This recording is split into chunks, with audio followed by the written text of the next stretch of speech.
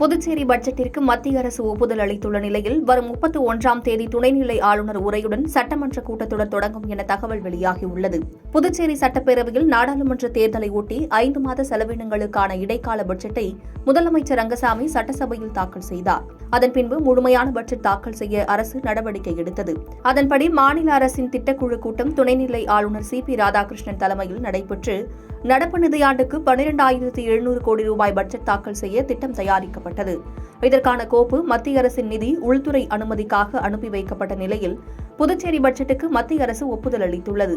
இந்த அனுமதியை தொடர்ந்து முழு பட்ஜெட் தாக்கல் செய்ய அரசு நடவடிக்கை எடுத்து வரும் நிலையில் வரும் 31ஆம் தேதி பட்ஜெட் கூட்டத்தொடர் துணைநிலை ஆளுநர் CP ராதாகிருஷ்ணன் உரையுடன் தொடங்கும் என்றும் அடுத்த சில நாட்களில் முதலமைச்சர் ரங்கசாமி நிதிநிலை அறிக்கையை தாக்கல் செய்ய உள்ளதாக தகவல் வெளியாகியுள்ளது. போச்சம்பள்ளி அருகே கணவருக்கும் மனைவிக்கும் இடையே ஏற்பட்ட தகராறில் கணவன் மனைவியை அடித்து கொலை செய்த சம்பவம் அதிர்ச்சியையும் சோகத்தையும் ஏற்படுத்தியுள்ளது. கிருஷ்ணகிரி மாவட்டம் மேல் சந்தம்பட்டி கிராமத்தைச் சேர்ந்த வேலாயுதம் என்பவர் கர்நாடக மாநிலம் பெங்களூருவில் மரம் ஏறும் தொழில் செய்து வருகிறார். இவருக்கு கடந்த 8 வருடங்களுக்கு முன்பு மத்தூர் அடுத்த வெள்ளையம்பதி கிராமத்தைச் சேர்ந்த சேட்டம்மா என்ற பெண்ணுடன் திருமணம் நடைபெற்றது. கணவன் மனைவி இருவருக்கும் இடையே ஏற்பட்ட கருத்து வேறுபாடு காரணமாக சேட்டம்மா தனது தாய் வீட்டிற்கு சென்று வாழ்ந்து வந்துள்ளார். பின்னர் வேலுவுக்கு அவரது பெற்றோர் போச்சம்பள்ளியை அடுத்த திப்பனூர் கிராமத்தைச் சேர்ந்த சுதாராணி என்பவருக்கு கடந்த 6 வருடங்களுக்கு முன்பு 2வது திருமணம் செய்து வைத்துள்ளனர். இதைத் தொடர்ந்து வேலுவும் சுதாராணியும் ஒன்றாக வாழ்ந்து வந்த நிலையில் இவர்களுக்கு 2 மகன்கள் உள்ளனர். இந்நிலையில் முதல் மனைவி சேட்டம்மா திடீரென்று வேலுவை சந்தித்து மீண்டும் தன்னுடன் குடும்பம் நடத்துமாறு வற்புறுத்தியதாக கூறப்படுகிறது. இதனால் கடந்த சில நாட்களாக வேலுவுக்கும் 2வது மனைவி சுதாராணிக்கும் இடையே அடிக்கடி தகராறு ஏற்பட்டதாக கூறப்படுகிறது. இந்நிலையில் சம்பவத்தன்று வேலுவுக்கும் சுதாராணிக்கும் இடையே தகராறு ஏற்பட்டபோது ஆத்திரமடைந்த வேலு சுதாராணியை சரமாரியாக தாக்கி சுவற்றில் தள்ளிவிட்டுள்ளார்.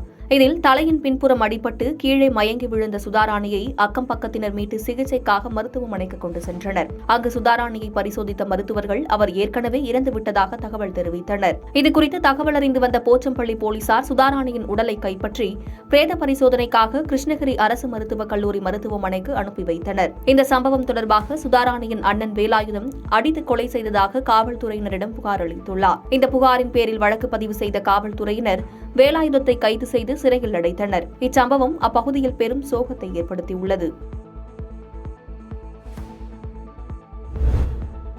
சமூக நீதி பேசும் திமுக துணை முதலமைச்சர் பதவியை பட்டியலின சகோதரிக்கோ வழங்க தயாரா எனவும் பால், மின்சாரம் என அனைத்திலும் விலையேற்றம் செய்யும் திமுகவை 2026இல் தமிழக மக்கள் ஆட்சியேற விடமாட்டார்கள் எனவும் பாஜக மூத்த தலைவர் தமிழிசை சவுந்தரராஜன் பேட்டியளித்துள்ளார். திருவொற்றியூரில் நடைபெற்ற தெருமுனை கூட்டம் மற்றும் வாக்களித்த மக்களுக்கு நன்றி தெரிவிக்கும் வகையில் நடைபெற்ற கூட்டத்தில் பாஜக மூத்த தலைவர் தமிழிசை சவுந்தரராஜன் பங்கேற்றார். பின்னர் செய்தியாளர்களிடம் பேசிய அவர் 3வது முறையாக மின்கட்டணத்தை உயர்த்தியிருப்பது கண்டிக்கத்தக்கது என்றும் வெளியிலிருந்து மின்சாரத்தை வாங்குவதால் தான் மின்கட்டணம் உயர்த்தப்பட்டுள்ளதாகவும் மின் உற்பத்தி செய்வதற்கு அரசு முயற்சி செய்யவில்லை எனவும் குற்றம் சாட்டி பேசினார். மேலும் சமூக நீதியை பற்றி பேசும் திமுக துணை முதலமைச்சர் பதவியை பட்டியலின சகோதரருக்கோ அல்லது சகோதரிக்கோ தர தயாரா எனவும் கேள்வி எழுப்பி பேசினார். துணை முதலமைச்சர் என்றால் ஒரு குடும்பத்தை மட்டும் சார்ந்திருக்க வேண்டுமா, ஏன் ஒரு தொண்டர் இருக்கக்கூடாதா என கேள்வி எழுப்பி பேசினார். இப்படி அரசியல் செய்துதான் புறக்கணிக்கிறோம் என்று சொல்லிதான் தமிழக நலனை நீங்கள் புறக்கணித்து விட்டீர்கள். ஆக எல்லா திட்டங்களிலும் தமிழக நலன் உள்ளடக்கி இருக்கிறது. அதை உரிமையோடு சென்று பெற்று வர வேண்டும் என்று இல்லாமல் நாங்களாம் போல அப்படின்னு சொல்வது எந்த விதத்தில் நியாயம்? இதை தமிழக மக்கள் புரிந்து கொள்ள வேண்டும். ஒசூர் அருகே ரியல் எஸ்டேட் தொழிற்போட்டி காரணமாக சாலையை தோண்டி பொதுமக்களுக்கு இடையூறு செய்யும் திமுக ஒன்றிய செயலாளரின் புகைப்படத்தை ஆதாரத்துடன் காண்பித்து அதிமுக துணை பொதுச் செயலாளர் KP முனுசாமி கேள்வி எழுப்பியுள்ளார். கிருஷ்ணகிரி மாவட்டம் ஒசூர் சட்டமன்ற தொகுதியில் சூளகிரி பேரிகை மாநில நெடுஞ்சாலை முதல் வெங்கடபதி கவுண்டன் கொட்டாய் வரை மகாத்மா காந்தி தேசிய ஊரக வேலைவாய்ப்பு திட்டத்தின் கீழ் 26 லட்சம் ரூபாய் மதிப்பீட்டில் ஈரடுக்கு சாலை மேம்படுத்தப்பட்டுள்ளது. இந்த சாலையை தோண்டியுள்ள நிலையில் இதுகுறித்து பத்திரிகையாளர்களை சந்தித்து பேட்டியளித்த அதிமுக துணை பொதுச் செயலாளர் KP முனுசாமி திமுக ஆட்சியில் அதிமுகவினரின் அதிகாரமும் அட்டூழியமும் அதிகரித்துள்ளதாக கூறினார். சூளகிரி திமுக வடக்கு ஒன்றிய செயலாளரும் திமுக ஒன்றிய கவுன்சிலருமான நாகேஷ் என்பவர் ரியல் எஸ்டேட் தொழிற்போட்டி காரணமாக இந்த ஈரடுக்கு ஜல்லி சாலையை தோண்டி பொதுமக்களுக்கு இடையூறு ஏற்படுத்தியதாக கூறினார். சாலையை தோண்டியபோது அங்கு இருந்த நாகேஷின் புகைப்படத்தை ஆதாரத்துடன் காண்பித்து இதுகுறித்து கேள்வி எழுப்பியுள்ளார். ஆம்ஸ்ட்ராங் கொலை வழக்கில் தமிழக போலீசார் கோட்டை விட மாட்டார்கள் என்ற நம்பிக்கை உள்ளதாக தமிழக காங்கிரஸ் கமிட்டி தலைவர் செல்வ பெருந்தகை பேட்டியளித்துள்ளார். தென்காசி மாவட்டத்தில் காங்கிரஸ் கட்சி சார்பில் செயல் வீரர்கள் கூட்டம் நடைபெற்றது.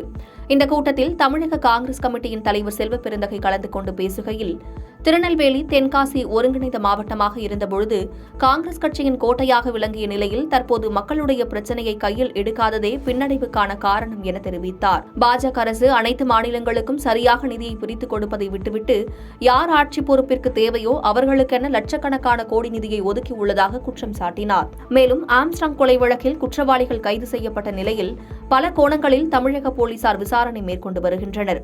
அந்த வகையில் ஆம்ஸ்ட்ராங் கொலை வழக்கில் தமிழக காவல்துறை கோட்டை விட மாட்டார்கள் எனவும் உண்மையான குற்றவாளிகளை சட்டத்தின் முன் நிறுத்துவார்கள் என்ற நம்பிக்கை உள்ளதாக தெரிவித்தார்.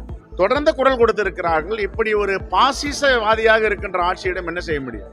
ஒரு மாநிலத்திற்கு சுண்ணாம்பு, ஒரு மாநிலத்திற்கு வெண்ணெய் என்றால் இது எப்படி பொறுத்துக் கொள்ள முடியும், எடுத்துக்கொள்ள முடியும்? நம்முடைய நாடாளுமன்ற உறுப்பினர் தொடர்ந்து குரல் கொடுத்து வருகிறார்கள், தொடர்ந்து வெளிநடப்பு செய்கிறார்கள், போராடுகிறார்கள், வாதாடுகிறார்கள். ஆனால் செவிசாய்க்க மறுக்கிறது ஒன்றிய அரசு. பாதகம் செய்பவரை கண்டால் நாம் பயங்கொள்ளலாகாது பாப்பா, மோதி மிதித்து விடு பாப்பா, அவர் முகத்தில் உமிழ்ந்து விடு பாப்பா. அண்மை செய்திகளை உடனுக்குடன் தெரிந்து கொள்ள இணைந்திருங்கள் இயம்நாடு தொலைக்காட்சியுடன்.